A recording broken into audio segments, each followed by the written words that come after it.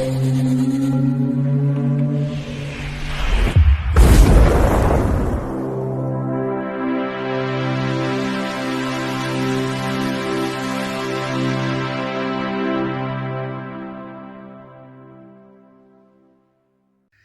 Bayek, it's me, Ian.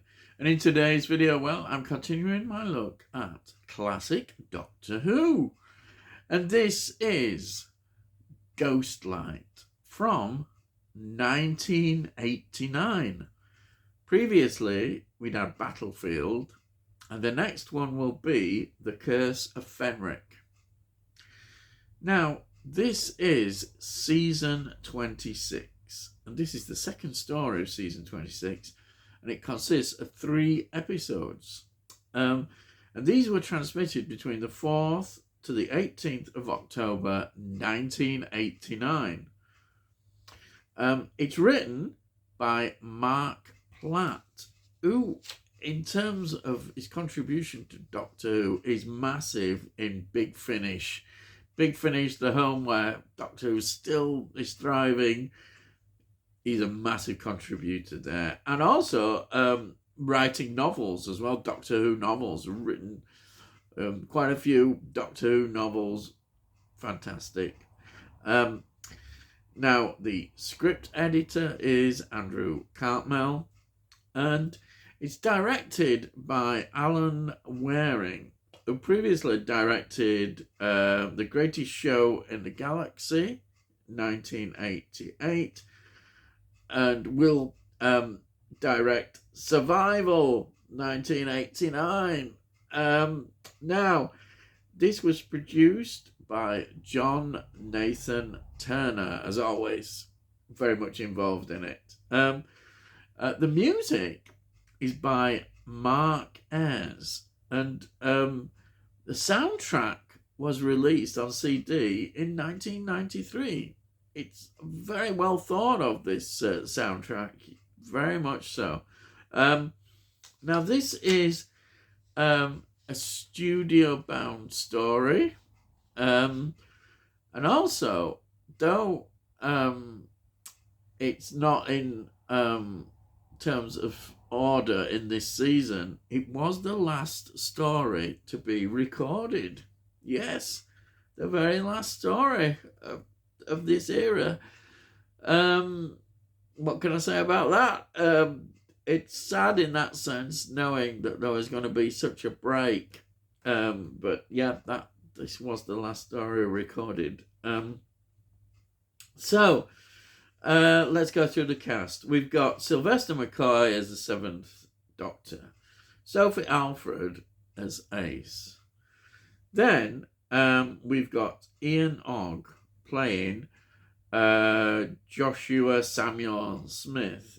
Now, Ian Ogg, what a massive career in terms of acting in theatre and a lot in films. He was in Marat Sade, 1967. He was in To Build a Fire, 1969. He was in Shakespeare's King Lear, 1971, Tell Me Lies, 1968, The Last Valley, 1971, The Hireling, 1973, Dead Cert, 1974, Hennessy, 1975, The Legacy, 1978, Lady Jane, 1986, Little Dorrit, 1987, The Pleasure Principle, 1992. These are just some of the selections that he was involved in. Again, as somebody who was involved in theatre and TV series, a massive, just a selection of the work he's been involved in. Then we've got Michael Cochrane, who plays Redvers Penn Cooper. Now, he'd previously been in Doctor Who in Black Orchid 1982, which was a 5th Doctor story, which was a 2-parter, as I remember. Yes. He was in the films Escape to Victory 1981, Return of the Soldier, 1982. Ascendancy, 1983. The Iron Lady, 2011. And Living, 2022. Again, a lot of TV series and TV films. Then we have got Carl Forgion, who plays Nimrod. He was in Doctor Who, Planet of the Spiders, which is an absolute brilliant story of 1974. It was the very last John Pertwee story. Yes. And then again, if you look, he's in a lot of TV series and TV films. Then we have got Sharon Deuce, who plays Control. She was in The Time and Seed, 1974. Absolution, 1978. The Outland. Oh, yes, Outland, 1981. Oh, brilliant. Sean Connery film. Absolutely love that one. Buddy Song, 1991. Again, of TV series and TV films. Then we've got John Nettleton, who plays the Reverend Ernest Matthews. He was in, wow, A Man for All Seasons, 1966. Oh, brilliant film. What a brilliant film. And another film that I love is a great sort of thriller. And Soon the Darkness, 1970. Wow. Black Beauty, 1971. All Creatures Great and Small, 1975. That was the film before the TV series. Very different cast. Anthony Hopkins, I think Simon Ward in that one. We've got Burning Secret, 1980. Oliver Twist, 2005, which is the Polanski version of Oliver Twist. And then Fishtails, 2007. Then we've got Frank Windsor, who plays Inspector Mackenzie. Frank Windsor, some of the films that he was involved in was The Sporting Life, 1963. Spring and Port Wine, 1970. I love Spring and Port Wine. James Mason in that one. But yes, Frank Windsor was in Spring and Port Wine. Sunday, Bloody Sunday, 1971. Another well thought of film. He was in that. He was in Assassin, 1973. And he was also Inspector Watt in Z-Cars. That's what he's really mostly well known for. That was between 1962 and 1965. And Softly, Softly, 1966 to 1969. And Softly, Softly Task Force, 1967 with 1976. He was famous with also Barlow, played by Stratford Johns, working together. Amazing. They did a Jack the Ripper special, as I remember. Which is, what can I say about that? Absolutely brilliant. So those are just some of the cast involved in this. I've not mentioned everyone. There's quite a big cast here. I'll just pick those out anyhow. Okay. So, what is this story about? Well, it's set in a mansion in Perivale in 1883. So, yes, we're back in the past. And, well, Jeremiah Smith, a cataloguer of life forms, is, of course, happens to be, as they often are, an alien race. He's from another planet, and he's come to Earth in Victorian times. And the plan is, there's always a plan, yes, always a plan, is to assassinate Queen Victoria. How dare they? You can't assassinate our Queen. And then he'll take over the British Empire.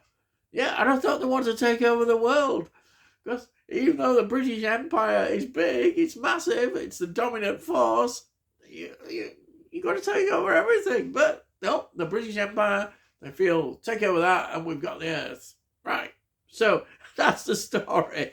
I love it. You've got to love the history, mixing it all together in Doctor Who fashion. And I said, this story is what the BBC do best. It's a costume drama. Yes, a gothic horror costume drama. Yes, that's what we can call it. Yeah, and what a job they do. I don't think I've seen Doctor Who look so good, because here we are in brilliant, everything about this, the details, the sets, just looks fantastic.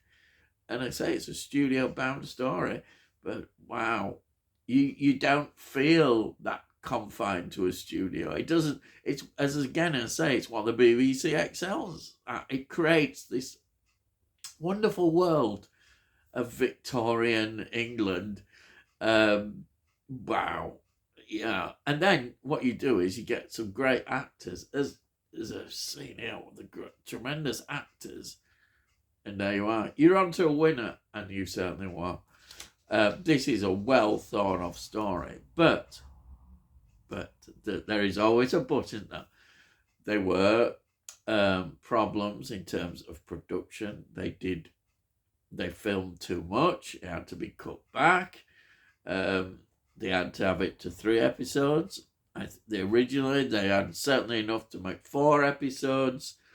And I think it suffers, which is sad. The other sad thing is that some of it did survive. They could get extended versions, but a lot was junked and wiped. So that is gone now. But as I say, you would get extended versions of this. But this is, it's just so good in terms of the way it looks and the ideas, but it confused people because I think it was, there's so much that is missing from this story, which would have just made it even better, I think. But I kind of like some parts of it being that sort of mystery side that you don't fully understand the story. That's okay for me. You don't need everything explaining. We live in a sort of era sometimes where everything has to be explained. It doesn't always matter. It's like I say with films and that. You don't have to explain everything. Just go along with it. And yeah, of course, there's a lot of ideas going on about evolution, about God, just lots of the kind of things that Doctor Who is so good at doing. This story excels at that. So, though I can understand people being put off to some extent, I think even the people that were put off recognise that we're dealing with a quality piece of Doctor Who here, and that is undoubtedly so. I think 4 episodes would have been fantastic, but hey, you can't have everything in life that you want. No, sadly you can't. And the budgets, of course, they're limited. They only had a certain slots, and of course this, they didn't know probably. Well, they may have had an indication, but this was the very last classic Doctor Who season. Yeah, and as I said, this is, in that sense, it's also sad because we know this is the last recorded story, but they were to transmit 2 more stories after this. So I don't know. I've really enjoyed watching this story. I really have. I just find it just an amazing piece of television. Yeah, I'm looking at it in a wider context as well. It's what the BBC excel at. And to see it in Doctor Who, you're onto a winner, in my opinion. And so I really enjoyed this. So, before I go, I'll just do what I normally do, which is, there it is, the DVD, which you've probably seen on there. And there we are. there's not as many extras sadly on this, but they in the other edition. There's a very good documentary though on here, which looks at, and we see some behind the scenes things. We talk of the writers, the ideas involved. Nice disc again. And that leaflet, I always thought the leaflet, I always love this leaflet. That's there. And so here it is on season 26. Here we are. Brilliant. And of course, we have got more about this story on here, which is absolutely wonderful. Extended version of Coastline. Yes, the extended version. Fantastic, isn't it? Fantastic. Yes, it is. You've got to see it. You've got to get. Therefore, you've got to get this. Yes. Oh yeah, the brilliant season 26 on Blu-ray. Oh, I just love it when you get all those extras. And you can't really say fairer than that, can you? Highly recommended. This is a great season. I mean, if you're buying Sylvester McCoy seasons, this is the one to get. Really is. This is the one. It is. Definitely. Without doubt. So, that's it. Oh, you've enjoyed that. Right. So, if you're new to this channel, then why not subscribe? If you subscribe, then we'll let you know when I put out videos, and you can find that I do lots of reviews on Doctor Who. You can see all the ones that I've done, and there's a lot more to come in the future. Also, if you've got any comments, please put your comments down. I love to read your comments, and that's great. I always reply to them. But please give this video a like. If you give it a like, it's good for my channel. So please give it a like. It gets it out onto YouTube, and then hopefully other people will enjoy it. That would be fantastic. And yeah, that's it. So all I've got to say is, I'll see you again.